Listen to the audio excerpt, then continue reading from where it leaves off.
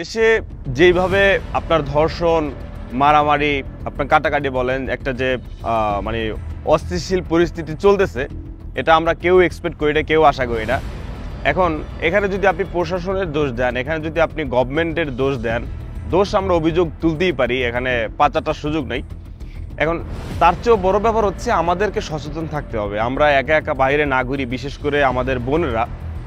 এখন আমরা একটা দেশ 15 বছর পর স্বাধীন করেছি, সেই দেশে যারা 15 বছর খামছে ছিল তারা কিন্তু এইরকম ঘটনা ঘটাবে, এটা নর্মাল। কারণ তারা যে রাজার হালে ছিল, তারা যেভাবে দেশকে নিজেদের মনে করে টাকা পয়সা বাইরে পাচার করছে, নিজেদের মতো করে ছিল, সেইটা কিন্তু তারা এখন পারতেছে না। তারা এখন পালাতক, তারা এখন জীবন লাইফ রিস্ক, তারা কিন্তু বেঁচে আছে। সুতরাং তারা কিন্তু চাইবে এই দেশটাকে কিভাবে ঝামেলা তৈরি করা যায়, এই দেশে বর্তমান সরকারকে কিভাবে চাপে ফেলানো যায়, এটা কিন্তু তারা চাইবে। সুতরাং প্রশাসন তো কাজ করবেই, আমাদের তো অভিযোগ, আমাদের তো রিকোয়েস্ট, আবেদন তো করতে হবে। তার পাশাপাশি আমাদের সবাইকে কিন্তু অ্যাক্টিভ থাকতে হবে, সজাগ থাকতে হবে। সবাই কাঁধে কাঁধ মিলিয়ে আমাদের সুন্দর দেশটাকে আরও অনেক দূর, বহুদূর এগিয়ে নিয়ে যেতে হবে।